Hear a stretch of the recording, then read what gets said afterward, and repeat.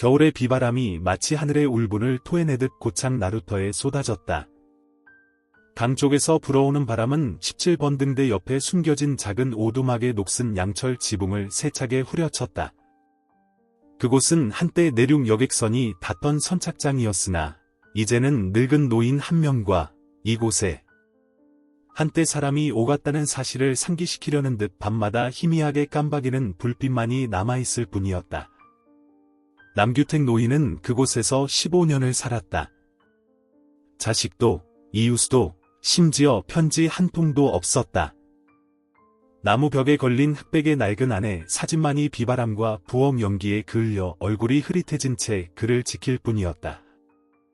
그날 밤도 여느 때와 같이 그는 묵묵히 등유를 등불에 채우고 전선을 점검한 뒤 나무문에 기대앉아 버려진 나루터 지붕을 휩쓰는 을씨년스러운 바람 소리를 듣고 있었다. 막 자리에서 일어나려던 순간 비바람 소리를 가르는 낯선 소리가 들렸다. 아주 희미했지만 틀림없는 아기 울음소리였다. 그는 화들짝 놀랐다. 두려워서가 아니라 헛것을 들었나 싶어서였다. 마을에서 거의 2km나 떨어진 이 외딴 곳에 이런 밤에 찾아올 사람은 아무도 없었다. 하지만 다시 또 한 번, 이번에는 더 분명하고 연약한 소리가 들렸다. 마치 누군가 힘껏 소리치려 하지만 더는 기력이 없는 듯한 소리였다. 그는 오두막 밖으로 뛰쳐나가 낡은 손전등을 켰다.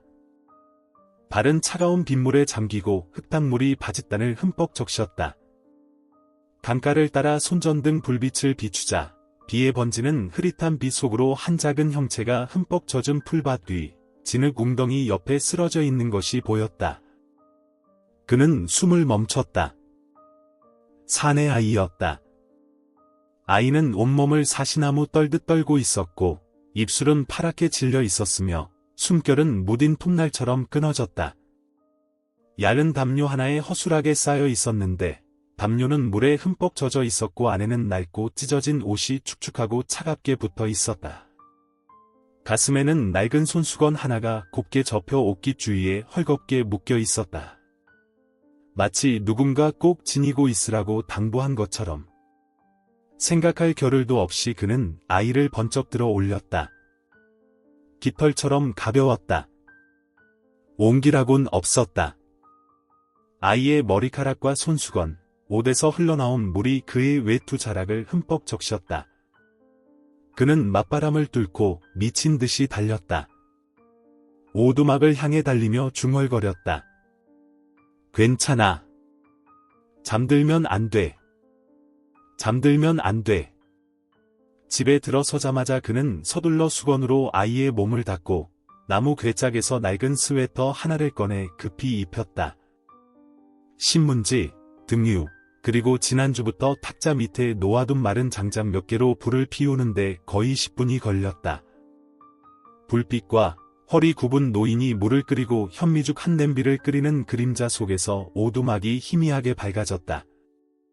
거의 비어가는 쌀독에 남은 유일한 것이었다. 죽이 끓는 동안에도 그는 여전히 간헐적으로 몸을 떨며 두 손을 놓지 않으려는 듯 꽉 쥐고 있는 작은 몸에서 눈을 떼지 못했다. 그는 몸을 숙여 아이가 품고 있던 낡은 손수건을 젖은 빨래 바구니에 넣으려다 문득 멈칫했다. 손수건은 흠뻑 젖어 있었고 가장자리에는 진흙이 조금 묻어 있었다. 손수건 한쪽 구석에는 은실로 붓으로 그린 듯 섬세한 문양이 수놓아져 있었다. 독특하고 기성품이 아닌 듯했다. 그는 잠시 바라보다가 다시 접어 낡은 양철 상자에 넣었다. 죽 냄비에서 김이 모락모락 피어올랐다. 그는 죽을 불어식힌 뒤 작은 숟가락으로 아이의 입에 떠넣었다. 그의 손은 떨렸지만 숟가락을 굳게 잡으려 애썼다. 처음에는 아이가 반응이 없었다. 입술은 여전히 닫혀 있고 눈은 감겨 있었다. 그는 죽을 떠먹이며 나지막이 중얼거렸다. 어서 먹어라. 그럼 괜찮아질 거야. 아이는 아무 말도 하지 않았다. 네 번째 숟가락을 떠넣었을 때 희미한 숨소리가 들렸다. 아이의 입술이 살짝 벌어졌다. 그가 숟가락을 더 가까이 가져가자 아이가 삼켰다. 아주 천천히. 그리고 한 방울의 눈물이 배고픔 때문인지 추위 때문인지 아니면 살아남았기 때문인지 모를 눈물이 그의 손등 위로 떨어졌다. 창밖의 바람이 신문지 조각 하나를 날렸다. 나무 문틈으로 새어 들어오는 바람 소리가 누군가의 한숨 소리 같았다. 밤이 깊었다. 비는 그쳤지만 날은 더 추워졌다. 그는 문에 기댄 채 뜨거운 생강차 그릇을 두 손으로 감싸고 불 옆에 누운 아이에게서 눈을 떼지 못했다. 아이는 잠이 들었고 숨결은 한결 고르게 얼굴에 핏기도 돌아왔다. 아이를 보며 그는 아내와 마지막으로 이렇게 불을 쬐던 때를 떠올렸다. 1992년 아내가 감기에 걸렸다가 얼마 지나지 않아 세상을 떠났던 그 해였다. 그는 고개를 숙이고 한숨을 내쉬었다. 이제 이 등불 곁에는 아무도 없을 거라 생각했는데 오늘 밤은 예외인가 보군. 그리고 그는 다시 아이를 보며 입술을 굳게 다물었다. 이제부터 내 이름은 도연이다. 오늘 밤 등불 곁에 한 사람이 더 늘었구나. 자정이 가까워졌을 때 그는 비옷을 걸치고 손전등을 든 채 등대를 점검하러 나갔다. 불빛은 여전히 일정했다. 등대는 바람 속에서 굳건히 서서 고요한 강물 위로 한 줄기 빛을 비추고 있었다. 하지만 바람이 평소보다 더 거세게 불었다. 그가 몸을 돌려 오두막으로 다시 들어가려 할 때 집 안에서 가벼운 딱 소리가 들렸다. 바람이 불어 삐걱거리는 나무 문틀이 흔들렸고 그 흐릿한 어둠 속에서 죽은 아내의 흑백 사진이 살짝 앞으로 기울어졌다. 그는 그 자리에 멈춰 섰다. 한 손으로 문틀을 짚은 채 그의 눈은 액자에 머물렀다가 부엌 쪽으로 고개를 기울인 채 깊이 잠든 도연에게로 향했다. 불빛이 아이의 아직 창백한 뺨 위로 비쳤지만 입술의 떨림은 멎어 있었다. 아무 말 없이 그는 다가가 사진을 바로 세우고 유리 위에 먼지 한 줄기를 닦아냈다. 그리고 똑바로 서서 둘을 번갈아 보았다. 누워있는 한 사람과 나무 액자 속의 한 사람을. 그는 조용히 고개를 숙였다. 그 순간 그의 얼굴에는 체념과 함께 무언가 이미 결정된 듯한 표정이 어렸다. 다음 날 아침 하늘은 여전히 잿빛이었다. 바람은 잦아들었지만 안개가 강가를 하얗게 뒤덮어 오두막은 마치 옅은 연기 속에 잠긴 듯했다. 남규택 노인은 작은 죽 한 냄비를 더 끓여 아직 약간 단단한 나다를 삼키기 쉽게 정성껏 으깼다. 도연은 여전히 깊이 잠들어 있었고 작은 몸은 시든 잎사귀처럼 웅크리고 있었지만 뺨에는 희미한 혈색이 돌았다. 그가 체온을 재려고 아이의 손을 만졌을 때 그 작은 손이 살짝 움직이더니 아주 가볍게 그의 손가셔락을 잡았다. 보지도 말하지도 않고 그저 잡기만 했다. 그는 멈칫했다. 아주 오랜만이었다. 누군가 이렇게 먼저 그를 만져준 것은 사교적인 악수도 아니었고 대충 건네는 인사도 아니었다. 그저 온기를 찾으려는 손길이었다. 아침 식사 후 그는 강가로 나가 바람에 찢긴 지붕 일부를 수리했다. 그가 일하는 동안 아이는 오두막 안에서 조용히 앉아 주위를 둘러보았지만 한마디도 하지 않았다. 저녁이 되자 그는 다시 등대에 불을 켰다. 규칙적인 박자에 맞춰 깜박이는 불빛이 잔물결이 이는 강물 표면에 반사되었다. 그는 새로 모은 나무단을 들고 안으로 들어왔다. 도연은 이제 한결 정신이 들어 불 옆에 앉아 두 손으로 무릎을 감싸고 눈을 동그랗게 뜨고 있었지만 여전히 입을 열지 않았다. 그가 부드럽게 말했다. 이리 오너라. 죽 먹자. 아이가 힘겹게 몸을 일으켰다. 잠시 후 그가 죽을 투고 있을 때 아이의 목소리가 나지막하게 울렸다. 할아버지. 숟가락이 허공에서 멈췄다. 그는 고개를 들었다. 아이의 눈에는 눈물은 없었지만 마치 제 나이보다 더 많은 겨울을 겪은 듯한 아주 오래된 슬픔이 담겨 있었다. 할아버지. 저 배고파요. 그는 입술을 굳게 다물고 아이의 손에 숟가락을 쥐어주며 죽 그릇을 아이 쪽으로 살짝 밀었다. 먹어라. 이제부터 너는 도연이다. 아이가 그를 쳐다보았다. 도연. 이요? 누구예요? 내 이름이다. 이제부터 할아버지가 그렇게 부를 거다. 괜찮겠니? 아이는 대답하지 않았다. 하지만 잠시 후 고개를 숙여 죽을 먹으며 아이의 입술이 살며시 움직였다. 도연. 그날 밤 그는 낡은 나무 조각의 먹물펜으로 도연이라는 이름을 정성껏 썼다. 그는 그 나무 조각을 오두막 구석의 낡은 침대 가장자리에 이름표처럼 박았다. 그리고 그 옆에 낡은 작은 종이 등을 걸고 그 안에 작은 초를 켰다. 부드러운 주황색 불빛이 은은하게 퍼져나와 공간 전체를 조금 더 따뜻하게 만들었다. 그는 아내의 사진 옆에 앉아 한숨을 내쉬며 액자 유리를 가볍게 쓸었다. 올겨울은 예년보다 더 긴 것 같구려. 그의 시선은 마치 오두막과 바깥의 어둠을 꿰뚫고 아주 먼 어딘가에 아내가 있고 비 오지 않는 날들이 있고 너무 조용하지 않은 봄이 있는 곳을 향하는 듯했다. 한밤중 강가의 등대는 여전히 깜박였다. 아이는 한결 편안하게 잠이 들었다. 오두막은 고요했다. 바람은 이제 나무 틈새를 스치는 나지막한 한숨 소리뿐이었다. 남규택 노인은 꺼져가는 난로 옆에 홀로 앉아 있었다.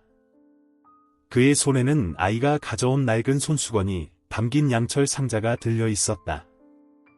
그는 뚜껑을 열고 손수건을 꺼내 다시 한번 살펴보았다. 손수건은 깨끗하고 부드러웠으며 잘 세탁되어 있었다.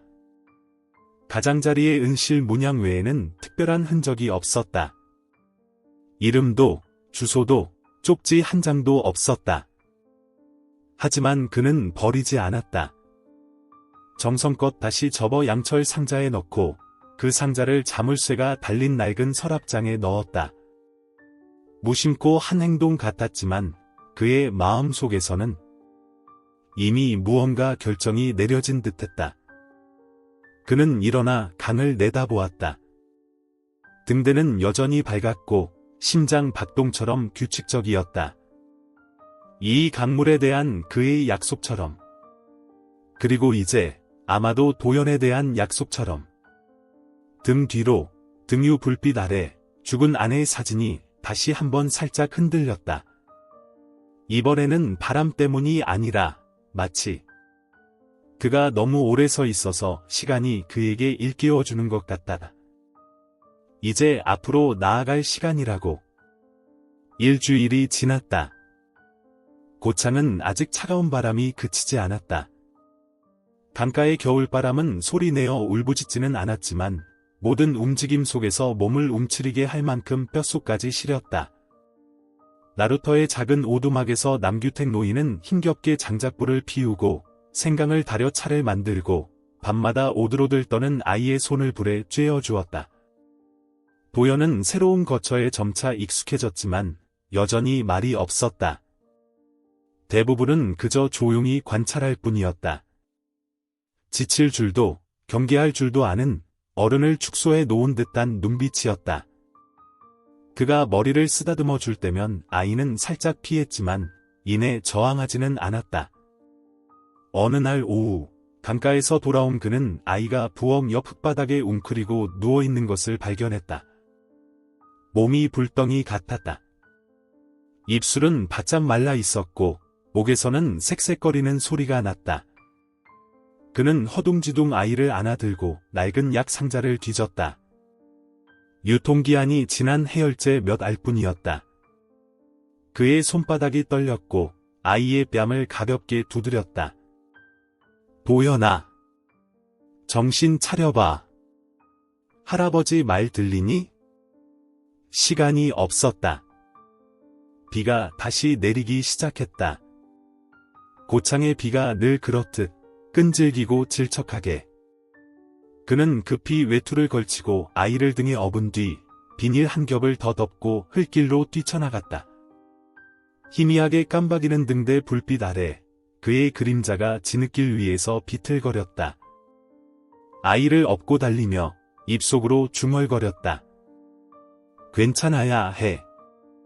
지난번처럼 되면 안 돼. 20여 분이 지나서야 그는 마을 어귀에 사는 늙은 한의원 주인 집에 도착할 수 있었다. 그 사람은 그를 보고 놀라 물었다. 이 비 오는 밤중에 누구신가요? 손주입니까? 그는 망설이다 숨을 헐떡이며 재빨리 말했다. 다른 지방에서 맡겨진 아이입니다. 부모가 멀리 일하러 가서 잠시 돌봐달라고 했습니다. 한의원 주인은 더 묻지 않고 고개를 끄덕였다. 의원이 아이의 맥을 짚는 동안 그는 구석에 웅크리고 앉아 있었다. 손은 얼음장처럼 차가웠지만 마음은 실타래처럼 엉켜 있었다. 홀로 살아온 수십 년 동안 이런 혼란스러운 감정을 다시 겪게 될 줄은 꿈에도 몰랐다. 가족이라 부르기도 전에 누군가를 잃을지도 모른다는 감정. 한의원 주인은 약을 처방하며 열을 내린 뒤 경과를 지켜보라고 했다. 돌아가기 전에 그는 노인의 손에 감기약 몇 알과 달여 마시는 약초 한 봉지를 쥐어주었다. 돈은 받지 않았다. 그저 한동안 그를 바라보다가 나지막한 목소리로 말했다. 이 아이, 팔자가 기구하구나. 그는 말없이 고개를 끄덕였다. 오두막에 돌아온 그는 이불을 펴고 끊임없이 불을 떼고 찬 수건을 갈아주고 생강물을 한 숟가락씩 떠먹였다. 그날 밤 그는 잠들지 못했다. 그저 불꽃과 아이를 바라볼 뿐이었다. 이따금 졸기도 했지만 잠에서 깰 때마다 그의 손이 가장 먼저 닿는 곳은 언제나 아이의 이마였다. 다음 날 아침 하늘은 여전히 잿빛이었지만 아이의 열은 내렸다. 도연은 눈을 떴다. 아직 눈은 흐릿했지만 그가 뜨거운 죽 그릇을 들고 들어서자 시선은 그에게 고정되었다. 할아버지. 단 두 마디였지만 그는 고개를 돌려야만 했다. 그래, 할애비 여기 있다. 어서 죽 먹고 기운 차리렴. 아이는 힘없이 고개를 끄덕였다. 숟가락을 들었을 때 손은 여전히 떨렸다. 그는 몸을 숙여 죽을 불어시킨 뒤 한 숟가락씩 떠먹였다. 손과 손이 닿았고 이번에는 도연히 피하지 않았다. 하지만 일은 거기서 끝나지 않았다. 비를 맞으며 아이를 업고 갔던 그날 밤 이후로 마을에 소문이 퍼지기 시작했다. 그가 정체 모를 아이를 데려왔다는 것을 사람들이 본 것이다. 누군가의 사생활을 맡아 기르는 것이라고 말하는 사람도 있었고 또 다른 이들은 수군거렸다. 저 늙은이가 하도 외롭게 지내다 보니 외로움을 달래려고 입양했나 봐. 어떤 사람은 노골적으로 말했다. 늙어서 뭘 숨기는 거야. 분명 문제가 있어. 동사무소에 신고해서 알아봐야 해. 그는 들었지만 아무 말도 하지 않았다. 어느 날 오후 잡화점을 지나갈 때 가게 주인이 그를 붙잡고 작게 물었다. 그 아이, 친손주 맞아요? 그는 침묵했다. 아주머니는 그의 눈을 똑바로 쳐다보며 말했다. 내가 남의 일에 참견하는 사람은 아니에요. 하지만 제대로 된 서류라도 준비해두는 게 좋을 거예요. 마을 사람들이 다 나처럼 좋게만 생각하는 건 아니니까. 그는 고개를 숙였다. 고맙습니다. 그날 밤 그는 아내의 사진 앞에 조용히 앉아 있었다. 그의 손이 액자 유리에 낀 얇은 먼지를 부드럽게 닦아냈다. 그의 목소리는 마치 곁에 앉아있는 사람에게 말하듯 나지막했다. 내가 또 거짓말을 했구려, 여보. 하지만 당신이 그 아이를 봤다면 날 이해해 줬을 거요. 그렇지? 다음 날 아침, 해가 뜨기도 전에 도요는 그를 졸졸 따라 나루터로 나섰다. 아이는 그가 얻어온 플라스틱 장화를 신고 손에는 걸레 하나를 들고 있었다. 그가 떠내려온 쓰레기통을 치우고 정리하는 동안 아이도 곁에서 꼼지락거리며 따라했다. 잔잔한 물소리 사이로 도연이 갑자기 입을 열었다. 할아버지, 오늘 비 와요? 그는 허리를 숙여 아이의 머리를 쓰다듬었다. 비가 오든 안 오든 상관없다. 이제 할아버지는 혼자가 아니니까. 아이는 미소 지었다. 처음 만난 날 이후 처음으로 보인 분명하고 진심 어린 미소였다. 고창 마을 사람들에게 남규택 노인은 낯선 이가 아니었다. 수십 년간 홀로 살며 낡은 나무 토막처럼 과묵한 늙은 등대지기였다. 하지만 바로 그 때문에 갑작스러운 아이의 등장은 많은 사람에게 눈의 가시가 되었다. 몇몇 사람들은 그를 감시하고 캐묻기 시작했다. 어느 날 그가 도연을 데리고 시장에 갔을 때 채소를 사려고 잠시 돌아선 사이 등 뒤에서 수군거리는 소리가 들렸다. 저 애 좀 봐. 우리 마을 애 같지가 않아. 얼굴이 저렇게 훤한 걸 보니 가난한 집 애는 아닐 거야. 남의 집 애 키우다가 괜히 골치 아픈 일 생길라 조심해야지. 그는 모든 것을 들었다. 하지만 그저 조용히 아이를 인파 속에서 끌어내 내가당 사탕 하나를 사주고는 둘이서 나루터 쪽으로 발걸음을 옮겼다. 오두막에 돌아와 그는 아이의 신발을 벗겨주고 손과 얼굴을 닦아주었다. 도연이 고개를 들어 물었다. 할아버지, 왜 다들 저를 그렇게 쳐다봐요? 그는 몇 초간 말이 없었다. 그러고는 아이 앞에 앉아 눈을 똑바로 마주보며 말했다. 그건 어른들은 가끔 아이들이 어디서 왔는지 이해하지 못하기 때문이란다. 하지만 할아버지는 이해해. 그리고 할아버지는 알아. 내가 강이 가져다준 선물이라는 걸. 아이는 가볍게 고개를 끄덕이고는 그의 품에 기댔다. 강가에서 불어온 바람이 문틈으로 스며들어 물과 진흙 냄새 섞인 냉기를 몰고 왔다. 하지만 그 작은 오두막 안에서는 무언가가 조금씩 따뜻해지고 있었다. 어느 날, 그는 오랜 이웃인 강씨 할머니와 마주 앉았다. 그녀는 그가 젊고 건강했을 때 몇 번 도와준 적이 있었다. 할머니는 차를 따르며 말했다. 어쩔 셈이에요? 정말 그 아이를 계속 데리고 있을 거예요? 그는 고개를 끄덕였다. 하지만 서류도 아무것도 없잖아요.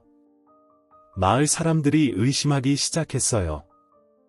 압니다. 그가 대답했다. 하지만 아이를 다시 강에 돌려보낼 수는 없어요. 그날, 저는 제 가족을 제때 구하지 못했습니다. 다시는 그런 일을 반복하고 싶지 않아요. 당시 할머니의 눈빛이 부드러워졌다. 입양 등록이라도 할 생각은 없어요? 필요하다면 방법을 찾아봐야죠. 다만 언젠가 누군가 아이를 다시 데리러 올까봐 두렵습니다. 당시 할머니는 더 이상 아무 말도 하지 않았다. 하지만 다음에 찾아왔을 때 그녀는 아이에게 작은 터량말 한 켤레를 가져다 주었다. 도연이 기뻐하며 감사 인사를 하자 그녀는 그저 온화하게 웃었다. 착하기도 하지. 넌 좋은 아이란다. 할아버지랑 여기서 오래오래 지내렴. 시간이 흘러 도연은 건강을 되찾았고 피부는 혈색이 돌았으며 더 자주 웃었다. 규택 노인은 아이에게 마당 쓸기, 의자 닦기, 부엌 정리 같은 일을 시키기 시작했다. 단순한 일들이었지만 그는 천천히 인내심 있게 가르쳤다. 아이가 일을 마칠 때마다 그는 항상 칭찬했다. 잘했구나, 도연아. 혹은 옛날 내 할머니를 닮아서 손재주도 좋고 부지런하구나. 어느 날 도연이 물었다. 제 할머니요? 그는 미소 지었다. 아, 그건 할아버지가 알던 어떤 아이의 할머니란다. 너랑 아주 닮았지. 아이는 더 묻지 않았다. 하지만 그날 밤 그가 잠들기 전 이야기를 해줄 때 아이는 조용히 그의 어깨에 기대어 속삭였다. 할아버지, 저 여기서 계속 살아도 돼요? 그는 바로 대답하지 않았다. 그저 땀으로 축축한 머리카락을 부드럽게 쓸어 넘겨주고는 나지막이 말했다. 내가 원한다면 내가 널 지켜주마. 무슨 일이 있어도. 아내의 흑백 사진 앞에서 그는 다시 속삭였다. 아마도 우리에게 다시 가족이 생긴 것 같소. 비록 늦었지만. 그는 더 이상 계절품을 세지 않았고 등대 불빛 앞에서 더는 외로움을 느끼지 않았다.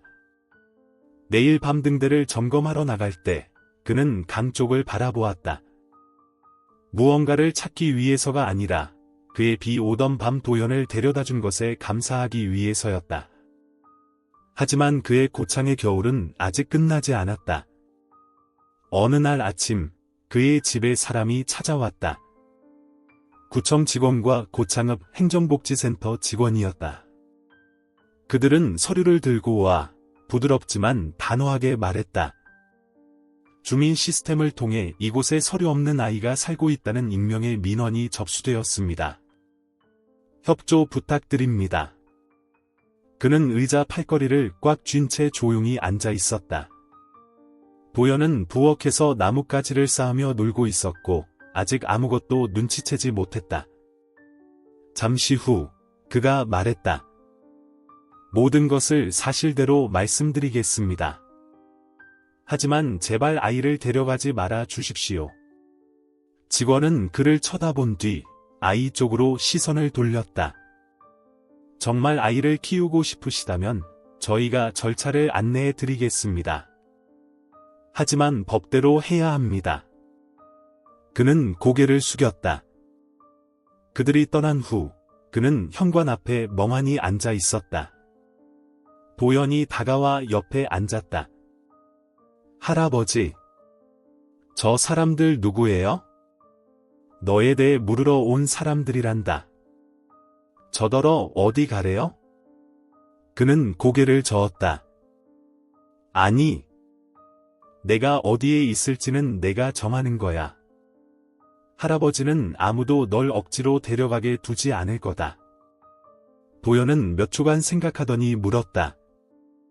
그럼 저 여기 있을래요. 그래도 돼요? 그는 아이의 어깨를 가볍게 쥐었다. 목소리는 잠겨 있었다. 그럼 되고 말고. 밤이 내리자 등대 불빛이 다시 켜져 창문으로 옅은 노란 빛을 비췄다. 낡은 오두막 안에서 규택 노인은 보호 신청서에 아이의 이름을 또박또박 적어 내려갔다. 한 글자 한 글자가 마치 약속인 것처럼 그의 손은 천천히 움직였다. 등 뒤에서는 도연이 깊이 잠들어 있었다. 아마도 엄마가 남겨준 것일 부드러운 낡은 손수건을 품에 안은 채 아이의 진짜 신분에 대한 단서는 아직 아무것도 드러나지 않았다. 하지만 지금 이 순간 그는 과거가 무엇이었는지 알 필요가 없었다. 그저 이것만은 알았다. 올겨울은 비록 길었지만 더는 외롭지 않다는 것을. 고창의 봄은 늦게 찾아왔다. 아침마다 강물 위로 짙은 안개가 깔렸고 첫 배의 종소리가 수면 위로 울려 퍼진 뒤에야 햇살이 고개를 내밀었다. 규택 노인은 일찍 일어나 물을 끓이고 차를 우려낸 뒤 부드럽게 불렀다. 도연아, 일어나거라. 오늘 할아버지가 머리 잘라줄게. 작은 방 안에서 아이는 기지개를 켜고 눈을 비비며 미소 지었다. 할아버지처럼 잘라주세요. 그럼 등대지기 조장님처럼 될 텐데 괜찮겠어?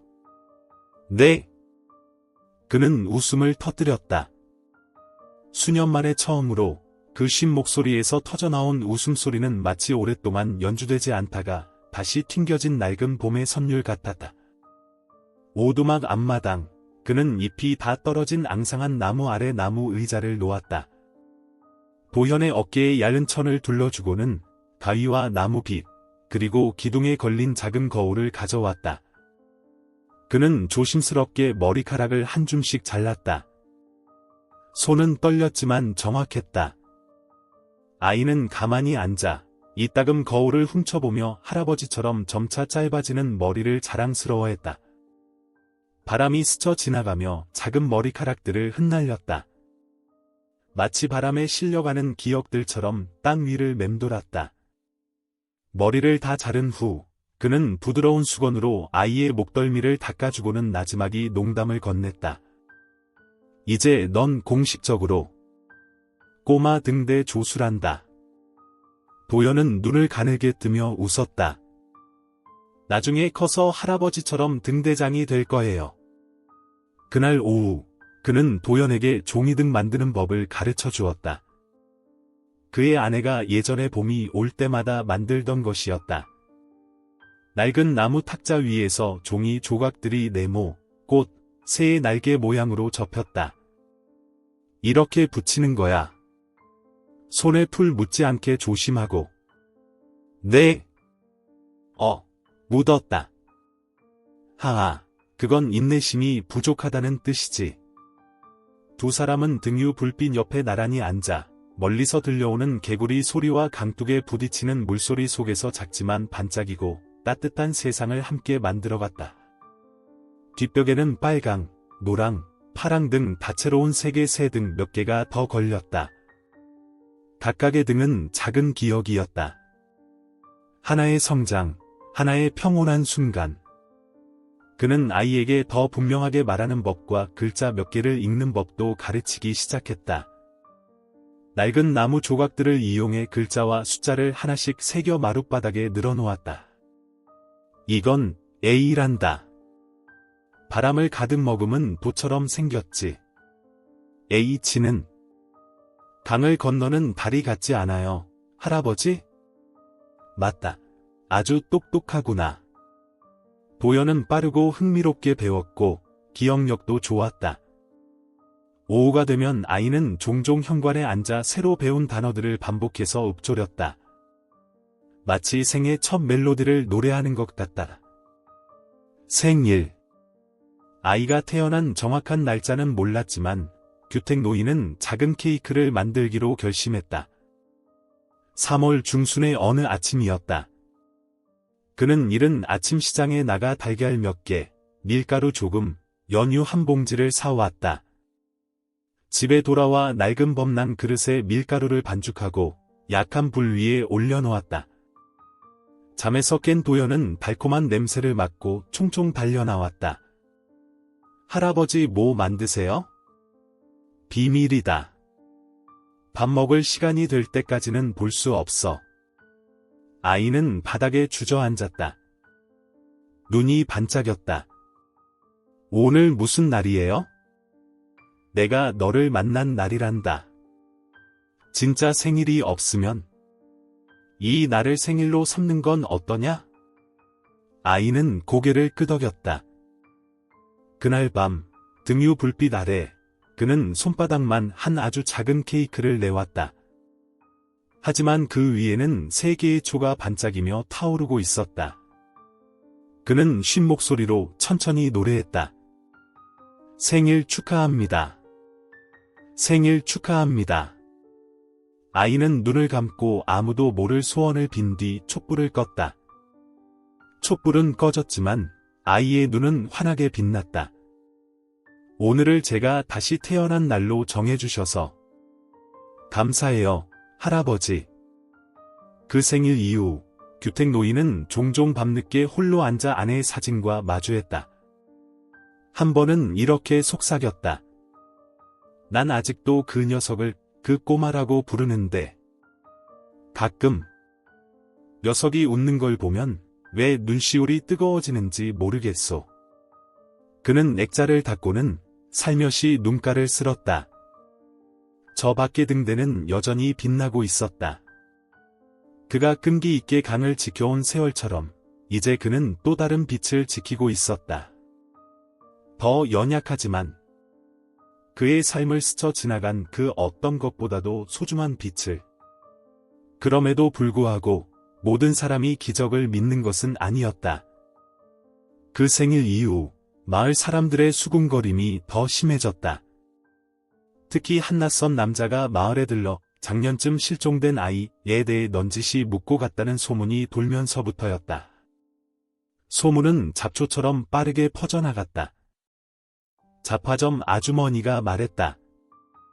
부모 없이 혼자 저렇게 클 수는 없는 노릇이지. 다른 사람이 덧붙였다. 저 늙은이가 뭔가 숨기는 게 있는 거 아냐? 또 다른 사람은 말했다. 혹시 알아? 도시 큰집 자식일지. 그 수군거림은 독이 든 실처럼 호기심 많은 이들의 귀로 스며들어 마침내 규택 노인의 귀에까지 닿았다. 그는 반응하지 않았지만 걱정하기 시작했다. 매일 밤 그는 문을 더 일찍 걸어 잠갔다. 밖으로 나갈 때는 항상 도현의 손을 꽉 잡았다. 사랑만으로는 지켜줄 수 없었다. 때로는 작은 마을에서 한 아이의 존재 자체가 커다란 물음표가 되기도 했다. 도연도 알아차리기 시작했다. 어느 날 오후 아이가 물었다. 할아버지, 만약 누가 와서 자기들이 제 부모님이라고 하면 어떡해요? 그는 잠시 멈춰 서서 강 쪽을 바라보았다. 그곳에는 마지막 햇살이 마치 흘러내리는 와인처럼 붉게 타오르고 있었다. 내 마음의 소리를 들어야지. 할아버지는요? 나는 내 마음의 소리를 들을 거다. 두 사람은 오랫동안 나란히 앉아 있었다. 아무도 더 이상 말을 잇지 않았다. 멀리서 등대 불빛이 깜박이기 시작했을 뿐 마치 어떤 무언의 약속에 동의하는 것처럼. 그 후 며칠 동안 남규택 노인은 더 과묵해졌다. 그는 예전처럼 이야기를 많이 하지 않았고 등대를 지키는 밤에는 나루터로 나가는 길목에 아주 오랫동안 서서 짙어가는 수평선을 응시하곤 했다. 아마 그는 무언가를 기다리고 있었을 것이다. 혹은 피할 수 없는 무언가에 대한 마음의 준비를 하고 있었을지도 모른다. 도연은 여전히 그의 곁에서 제잘거리고 웃고 종이 등을 가지고 놀았지만 마을을 지날 때면 이따금 뒤를 돌아보았다. 마치 자신에게 쏟아지는 이해할 수 없는 시선들을 느끼는 것처럼. 한 번은 두 사람이 함께 시장을 지나갈 때 한 여자가 등 뒤에서 속삭였다. 자세히 봐. 영감이랑 하나도 안 닮았잖아. 어쩌면 누가 버린 자식일지도 몰라. 그 말은 그의 늙은 심장에 박힌 작은 돌멩이 같았다. 그는 그저 도현의 손을 가볍게 쥐었을 뿐 아무 말도 하지 않았다. 하지만 그날 밤 그는 다시 아내의 사진 곁에 아주 오랫동안 앉아 있었다. 며칠 후 강에서 불어오는 바람이 다시 차가워지기 시작했을 때 마치 여름이 예년보다 일찍 끝났음을 알리는 것처럼 규택 노인은 낡은 나무 상자 하나를 꺼내 집 중앙의 나무 탁자 위에 놓았다. 도연이 호기심에 물었다. 뭐예요, 할아버지? 이건 비밀 상자란다. 사람마다 하나쯤은 있어야 하거든. 그는 상자 뚜껑을 열었다. 안에는 누렇게 바랜 낡은 종이 한 장, 단추 하나, 그리고 작은 천으로 된 팔찌 하나가 들어 있었다. 이건 내가 너를 처음 만난 날부터 간직해온 거다. 그때 이것만이 내 몸에 둘러져 있었지. 도연은 보물처럼 소중하게 접혀있는 낡은 천 팔찌를 바라보았다. 엄마 거예요? 그는 생각에 잠겨 도연을 오랫동안 바라보다가 나지막이 고개를 끄덕였다. 아마도 그럴 게다. 침묵. 아이는 가볍게 팔찌를 만져보고 마치 지워진 기억을 되찾으려는 듯 뺨에 가져다 댔다. 하지만 아무것도 떠오르지 않았다. 그저 부드럽고 익숙한 감촉뿐이었다. 마치 아주 먼 꿈속에서 만져본 것처럼. 그날 저녁 식사 후 도연은 오두막 문 앞에 조용히 앉아 강물 위로 쏟아지는 노을을 바라보고 있었다. 할아버지, 등대 불빛은 왜 자꾸 깜박여? 안개나 밀물 썰물에 맞춰 조절해야 하거든. 배들이 길을 찾을 수 있도록. 마치 할아버지가 항상 저한테 길을 알려주는 것처럼요? 그는 쓸쓸하게 웃었다. 아니란다. 진짜 빛은 내 안에서 나와야 하는 거란다.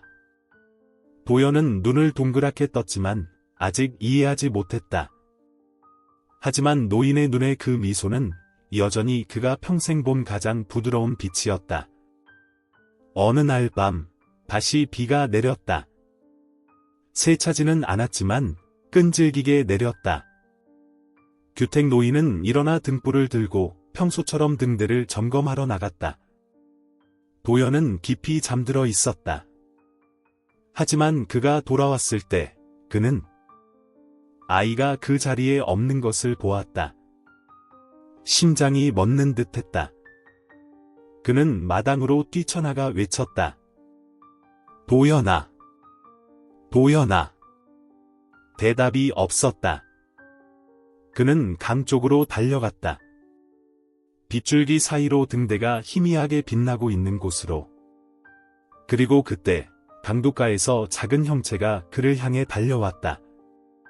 흠뻑 젖은 채 나무 상자를 꼭 껴안고 있었다. 죄송해요. 저는 그냥 엄마에 대한 뭔가를 더 찾고 싶었어요. 누가 이 강가에 아이를 버렸다는 얘기를 들었어요. 그는 무릎을 꿇고 아이를 꼭 껴안았다. 할아버지 말 잘 듣거라.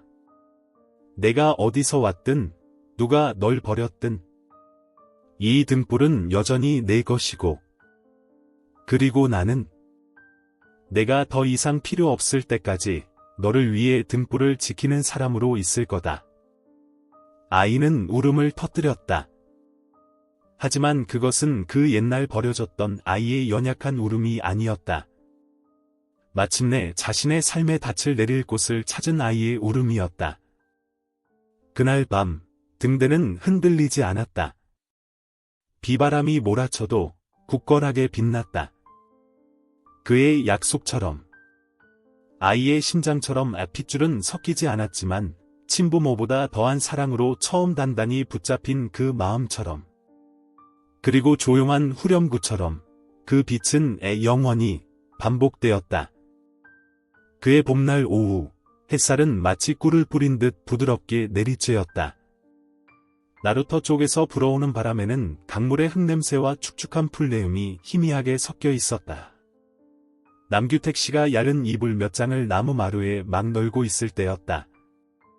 낡은 천 가방에서 도연이의 자수 손수건이 떨어지는 것을 보고 그는 순간 얼어붙었다. 그는 조용히 손수건을 집어들었다. 여러 해가 지났지만 손수건 가장자리는 여전히 얼룩으로 거뭇했다. 어느 해인가 섬유에 깊이 베어버린 자국이었다. 그는 아이가 처음으로 심한 열이 났을 때 바로 이 손수건으로 밤을 새웠던 것을 기억했다. 누렇게 바랜 크림색 천 위에는 갈색 실로 수놓인 낯선 문양이 있었다. 그 자수는 정교하고 고풍스러워서 버려진 아이가 지닐 법한 평범한 물건처럼 보이지 않았다. 그는 조용히 손수건을 가져가 따로 마련된 빨랫줄에 널었다. 막 꽃망울을 터뜨리기 시작한 야생화 화분 근처였다. 바로 그때 나루터 초입에 사는 이웃 윤씨 아주머니가 낡은 플라스틱 그물 장바구니를 들고 집으로 돌아가던 중이었다. 그녀는 마을에서 가장 말이 많은 사람이었지만 어려운 겨울철에 그에게 채소와 콩을 가져다주곤 했던 사람이기도 했다. 손수건을 본 그녀는 자기도 모르게 걸음을 멈췄다. 그녀의 시선은 손수건 가장자리에 고정되었다.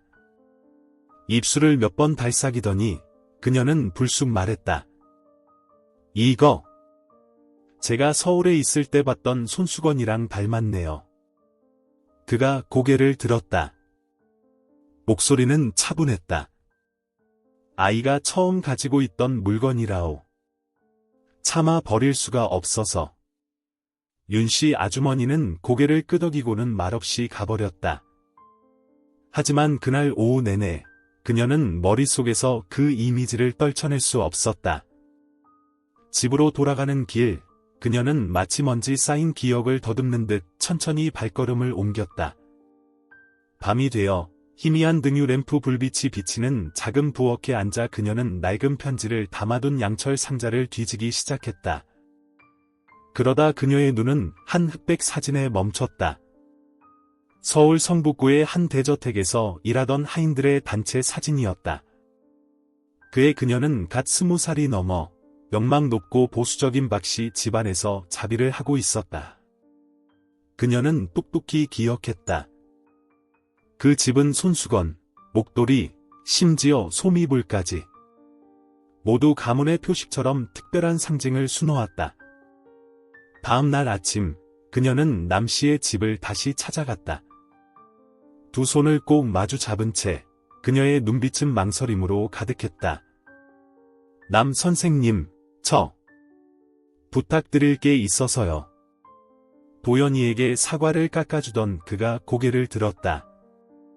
서울에 있는 옛 지인에게 그 손수건에 대해 한번 물어보려고요. 혹시 아이에 대한 단서라도 찾을 수 있을까 해서요. 하루만 빌려주실 수 있을까요? 그는 오랫동안 망설였다. 한참을 생각한 끝에 그는 윤씨 아주머니의 말을 하나하나 살피듯 탐색하는 눈빛으로 그녀를 바라보았다. 마침내 그는 고개를 끄덕이며 등나무 바구니 안에 조심스럽게 접혀있는 손수건으로 시선을 옮겼다. 딱 하루만 빌려드리는 거요. 다른 사람에게는 보여주지 마시오. 약속할게요. 윤씨 아주머니는 단호하게 고개를 끄덕였다. 그녀는 이른 고속버스를 타고 서울로 향했다. 두꺼운 외투 주머니 속에 손수건을 품은 채였다. 가는 내내 그녀는 손수건 가장자리를 만지작거렸다. 마음속에서는 호기심 반, 자신의 것이 아닌 기억의 한 부분을 품고 있는 듯한 기묘한 감정이 뒤섞였다. 서울에 도착한 그녀는 광장시장 근처 작은 골목에 있던 오래된 자수가게를 찾아갔다. 가게는 문 닫은 지 여러 해가 지났지만 그녀는 주인이 아직 살아있고 지금은 구 문화센터에서 자수를 가르치고 있다는 것을 기억했다. 백발이 성성한 늙은 자수 장인을 다시 만난 그녀는 손수건을 꺼냈다. 장인은 그것을 보고 깜짝 놀라더니 말없이 나무 서랍장을 열고 빛바랜 얇은 수첩을 꺼냈다. 그 안, 페이지 한가운데에 거의 똑같은 자수 견본이 끼워져 있었다. 수십 년은 됐지. 오직 박씨 집안만이 이 두 가지 색실의 조합과 독특한 구성을 요구해서. 성북동의 박씨 가문. 하지만 지금 이걸 기억하는 사람이 있을지는 모르겠군. 윤씨 아주머니는 더 묻지 않고 감사 인사를 했다. 그녀의 마음속에는 이미 자신만의 답이 있었다. 그날 오후 윤씨 아주머니는 해칠역 버스를 타고 다시 고창으로 돌아왔다. 손에는 여전히 손수건을 꼭 쥔 채 마음은 실타래처럼 복잡했다. 그녀는 입을 다물 생각이었지만 어찌된 일인지 버스 정류장에서 집으로 가는 길에 길가의 구멍가게에 들렀다. 가게 주인과 이야기를 나누던 중 그녀는 무심코 입을 열었다. 남신의 아이의 낡은 손수건이 서울에 있는 어느 재벌 집안의 자수 문양이랑 똑같더라고. 그 말은 고요한 호수에 던져진 돌멩이 같았다. 재벌이라는 한마디에 파문은 동심원을 그리며 퍼져나가기 시작했다. 소문은 서서히 퍼져나갔다. 처음에는 교회에 다니는 중년 여성들 사이에서 속삭여지다가 나루터의 어부들에게로, 그리고 시장 어귀의 찻집까지 번졌다. 혹시 그 아이가 그 유명한 박씨 집안의 손주 아닐까? 어릴 때 잃어버렸는데 남씨가 우연히 귀한 집 자식을 키우게 된 거 아냐? 그렇다면 이건 정말 운명이네. 얼마 지나지 않아 한 남자가 나타났다. 그는 어두운 색 양복을 입고 야른테 안경을 썼으며 나루터에서 조금 떨어진 곳에 주차된 고급 세단에서 내렸다. 그는 마을로 들어와 그의 폭풍우 치던 밤에 강가에 떠내려온 아이에 대해 물었다. 은색 자수가 놓인 손수건을 가지고 있던 아이에 대해. 윤씨 아주머니의 집에 도착했을 때 남자는 두툼한 봉투 하나를 내려놓았다. 그 안에는 사진 한 장이 들어 있었다. 갓난아이가 남씨가 가지고 있는 손수건과 똑같은 무늬의 손수건에 쌓여 있는 사진이었다. 저희는 이 아이를 6년 동안 찾아다녔습니다. 박씨 가문 장남의 아들로 고향으로 내려가던 길에 사고로 실종되었습니다. 이 손수건이 유일한 단서였습니다. 윤씨 아주머니는 얼어붙었다. 마음속으로 그런 가능성을 상상해 본 적은 있었지만 직접 확인을 받으니 여전히 충격적이었다. 같은 시각 강가의 나무 오두막에서 규택 씨는 사람들이 수군거리는 소리를 들었다. 근처 모래밭에서 놀던 아이 하나가 달려와 소리쳤다. 할아버지! 도연이를 찾으러 부자가 왔어요. 그는 천천히 창밖으로 고개를 돌렸다가 조용히 빨랫줄에서 손수건을 걷었다. 그는 그것을 소중하게 접어 낡은 양철 상자에 넣었다. 그 상자는 그가 쓰려다 붙이지 못한 편지 조각들을 보관하던 상자였다. 밤이 깊었다. 작은 오두막 안, 그는 불을 켜지 않았다. 오직 저 멀리 등대의 불빛만이 풍상에 흐려진 그의 두 눈에 비쳤다. 도연이는 이미 잠이 들었고 손에는 낡은 곰 인형을 꼭 껴안고 있었다. 그는 일어나 양철 상자를 들고 강가로 나갔다. 밤바람은 시원했고 물 내음과 시간의 맛을 품고 있었다. 그는 큰 바위 위에 양철 상자를 올려놓고 그 옆에 앉았다. 그의 눈은 물 위에서 빙빙 도는 등대 불빛을 쫓았다. 만약 저들이 내게서 손자를 데려간다면 이 불빛, 나는 이제 누굴 위해 지켜야 한단 말이냐? 그는 마치 자신에게, 혹은 이미 세상을 떠난 아내에게, 가져보지 못한 딸에게, 혹은 이미 살과 피가 된 어떤 기억에게 말하듯 나지막이 속삭였다. 저 멀리 등대는 계속해서 돌며 눈물처럼 흐릿한 빗줄기를 수면 위에 비추고 있었다. 며칠 후 검은색 차량 행렬이 고창 나루터에 나타났다. 경적도 소란도 없었지만 그들의 존재만으로 작은 마을의 공기는 숨막힐 듯 무거워졌다. 마을 사람들은 호기심 혹은 두려움 때문에 멀리서 훔쳐볼 뿐이었다. 차량은 강가의 오두막 앞에 멈춰 섰다. 예순이 넘어 보이는 기품 있는 모습의 한 남자가 내렸다. 그는 박진 그룹의 총수인 박 회장이었다. 뒤이어 그의 아내인 한 여사와 여동생 지숙 씨가 따랐다. 도연이는 낯선 사람들이 다가오는 것을 보고 규택 씨 등 뒤로 숨었다. 저 사람들 누구예요? 아이의 목소리가 떨렸다. 규택 씨는 그저 부드럽게 아이의 머리를 쓰다듬었다. 괜찮다, 도연아. 할아버지가 여기 있잖니. 남자는 서류 뭉치 하나를 꺼냈다. 목소리는 침착했지만 감동을 감추지는 못했다. 저희는 다투러 온 것이 아닙니다. 저희는 그저 확인하고 싶을 뿐입니다. 그는 규택 씨에게 가족들이 몰래 수집한 DNA 검사 결과서를 보여주었다. 도연이가 건강검진을 위해 군 근처 병원에 갔을 때 얻은 것이었다. 함께 딸려온 것은 사진, 출생증명서, 그리고 6년 전 사고 기록이었다. 모든 자료는 정확히 들어맞았다. 실종된 아이가 발견된 시점과 장소부터 자수손수건의 독특한 문양까지. 더 이상 부인할 여지가 없었다. 뒤에 서 있던 한 여사가 떨리는 손으로 은색곰 인형을 내밀었다. 도연이가 안고 있는 것과 똑같은 인형이었다. 그녀는 몸을 숙였다. 눈물이 뺨을 타고 흘러내렸다. 내 아들. 엄마가 온 세상을 찾아 헤맸단다. 엄마를 알아보지 못하겠니? 도연이는 동그란 눈으로 그녀를 쳐다보다가 다시 규택 씨를 보았다. 아이의 눈빛은 망설임과 낯설므로 가득했다. 아이는 한 걸음 뒤로 물러서며 그의 손을 꽉 잡았다. 가기 싫어요. 저 사람들 누군지 몰라요. 저기 싫어요. 분위기는 무겁게 가라앉았다. 박 회장이 엄한 표정으로 말했다. 이해한다. 하지만 너는 박씨 가문의 피를 이었다. 합법적인 상속자다. 너를 데려가는 것은 책임이지 감정적인 선택이 아니야. 그때 조카를 찾는 일을 직접 맡아왔던 여동생 지숙씨가 나섰다. 오라버니, 아이가 그런 걸 이해하기엔 너무 어려워. 아이는 주고받는 물건이 아니에요. 그녀의 눈빛은 규택 씨를 향할 때 부드러워졌다. 그녀는 깊이 고개를 숙이며 말했다. 어르신, 제 조카를 사랑으로 키워주셨습니다. 어떻게 감사를 드려야 할지 모르겠습니다. 규택 씨는 여전히 침묵을 지켰다. 강가에는 바람이 세차게 불어 양철 지붕이 덜컹거리는 소리를 냈다.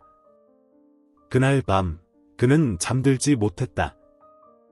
그는 꼼꼼하게 손수건을 다시 양철 상자에 쌌다. 그 안에 그는 작은 종이 조각 하나를 더 넣었다. 여러 해 전 누렇게 바랜 종이 조각, 자신에게 쓰려다 붙이지 못했던 메모였다. 도연이는 천둥을 무서워하니 왼쪽으로 안아주세요. 그는 상자를 책상 위에 올려놓고 나루터로 나가 등대 옆에 앉았다. 살을 애는 듯한 바람을 그대로 맞으며. 다음 날 아침, 박씨 가족의 차가 다시 왔을 때 도연이는 그의 품에서 깨어났다. 밤새 울어 눈이 퉁퉁 부어 있었다. 아이는 아무 말도 없이 그의 손만 꼭 붙잡고 있었다. 하지만 그는 부드럽게 아이의 손을 떼어냈다. 가거라, 도연아. 할아버지가 더는 너를 붙잡을 수 없구나. 하지만 저분들께 부탁하마. 이 기억을 내 마음속에 온전히 간직해달라고. 너를 할아버지라 불렀던 사람을 잊지 않게 해달라고. 아이는 울음을 터뜨리며 소리쳤다. 할아버지. 저 안 가요. 저한텐 할아버지밖에 없어요. 그 광경에 운전기사마저 고개를 돌려야 했다. 박 회장이 손자를 끌어당기려 다가섰지만 한 여사가 그를 막았다. 그녀는 천천히 다가가 아이를 품에 안았다.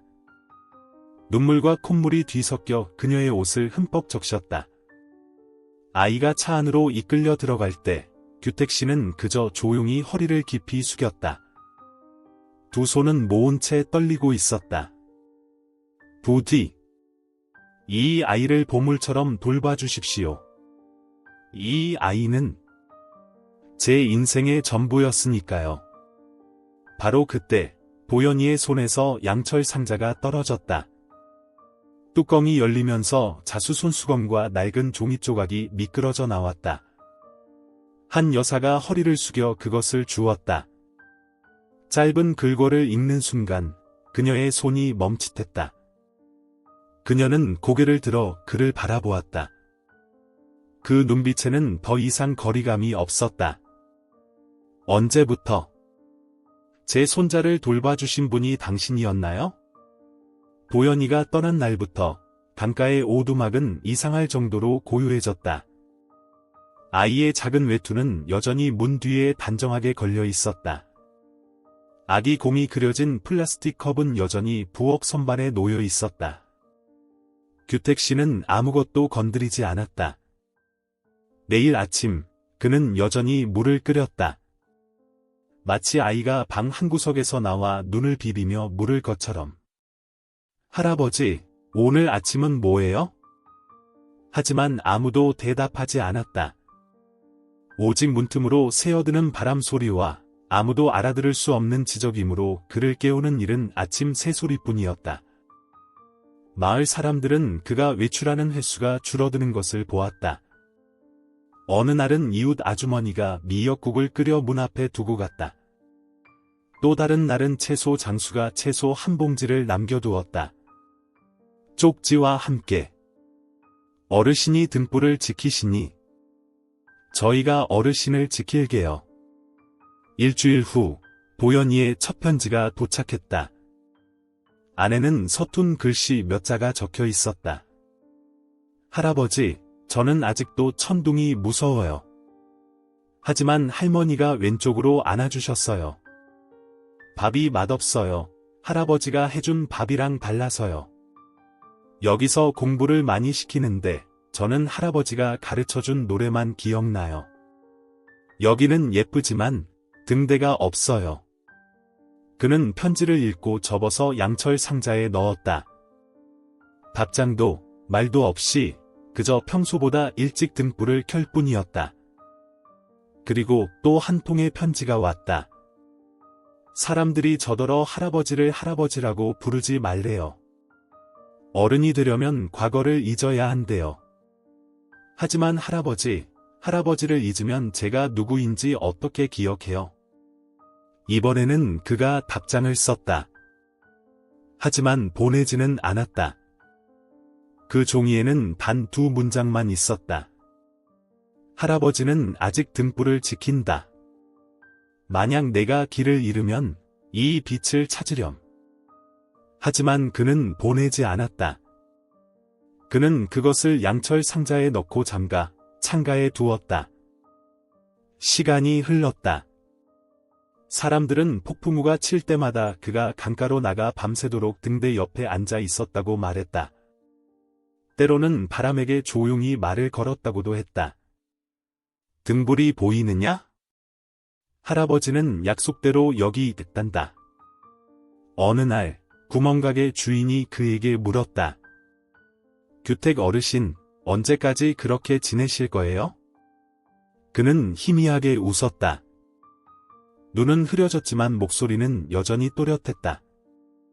등불이 더 이상 빛나지 않을 때까지. 혹은 그 아이가 돌아올 때까지.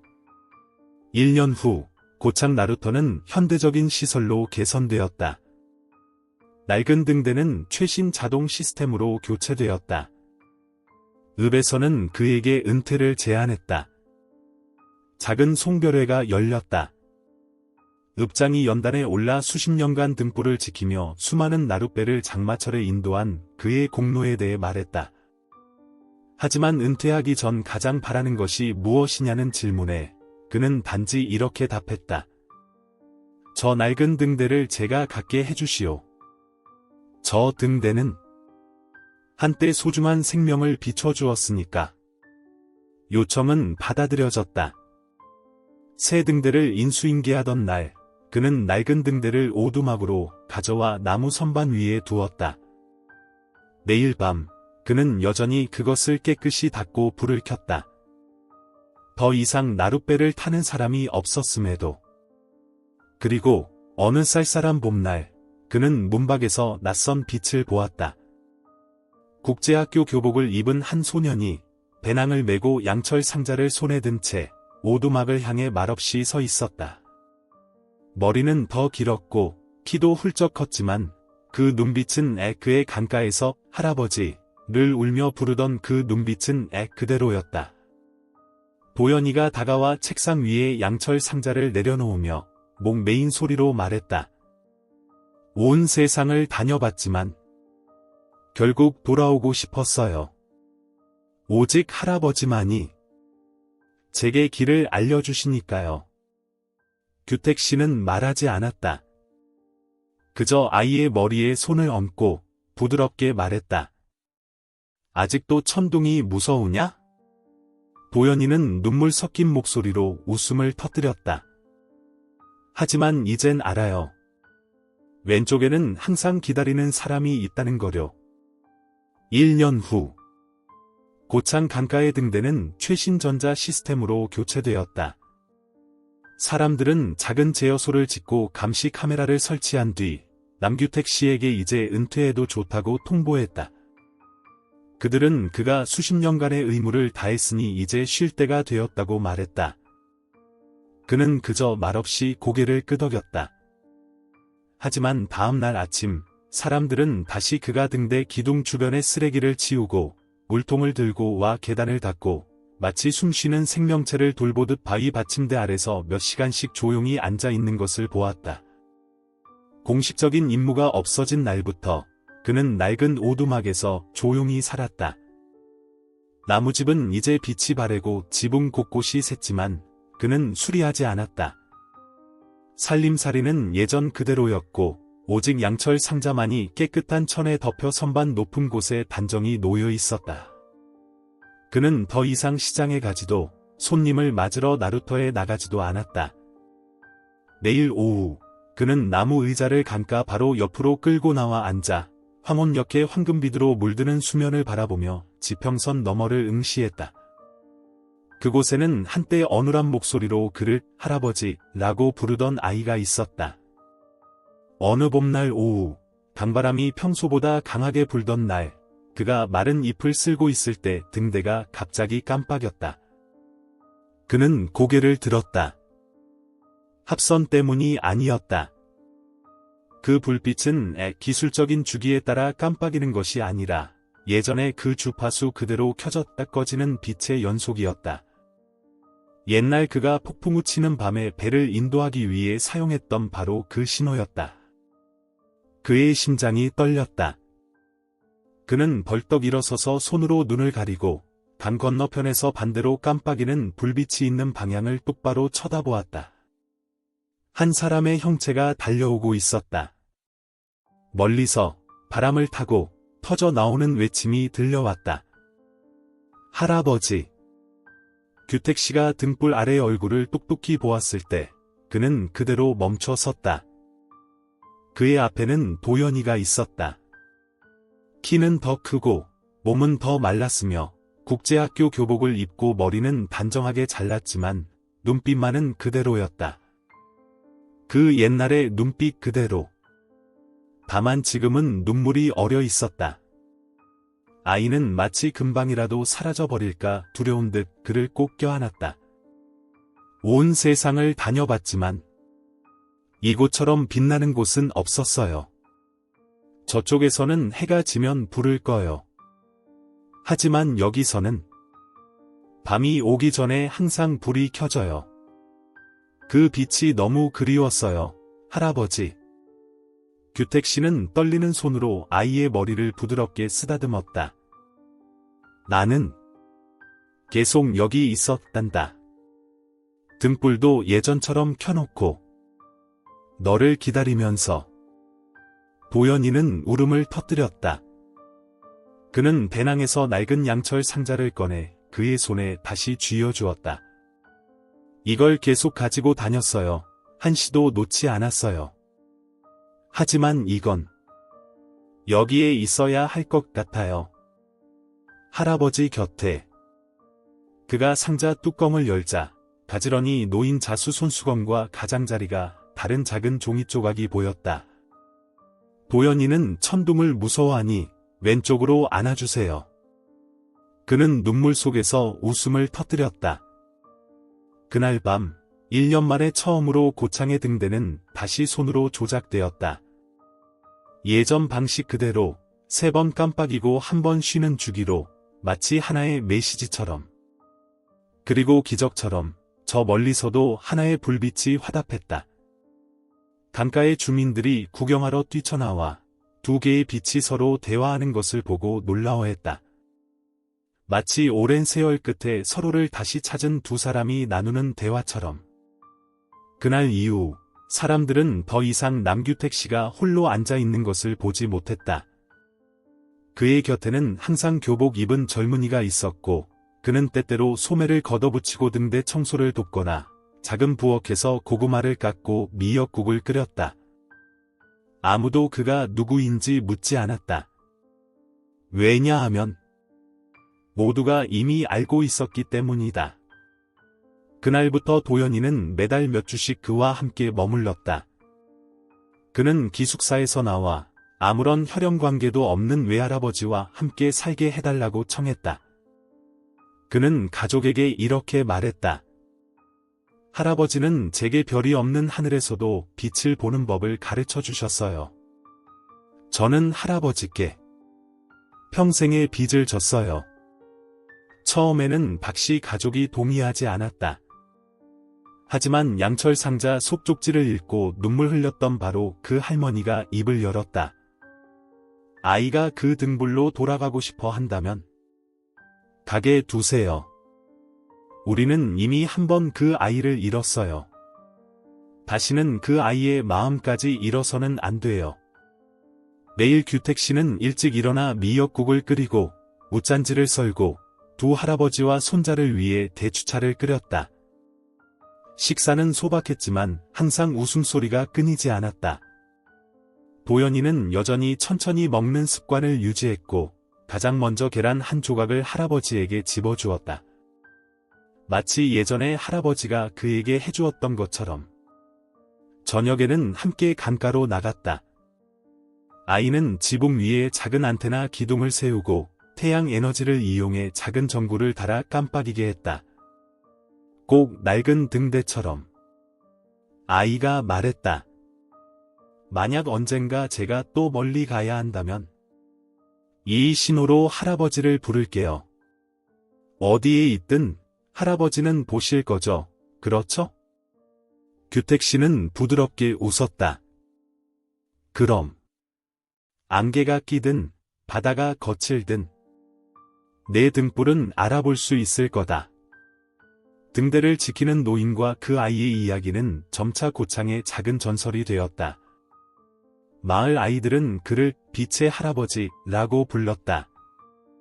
나루터를 찾는 관광객들은 강 한가운데서 기이하게 깜빡이는 등대 기둥에 대해 묻곤 했고 그 이야기를 전해 들은 많은 이들이 눈물을 흘렸다. 사람들은 말했다. 강가에 사는 한 노인이 있었는데 그는 수많은 나룻배를 위해 밤새도록 빛을 지켰다고.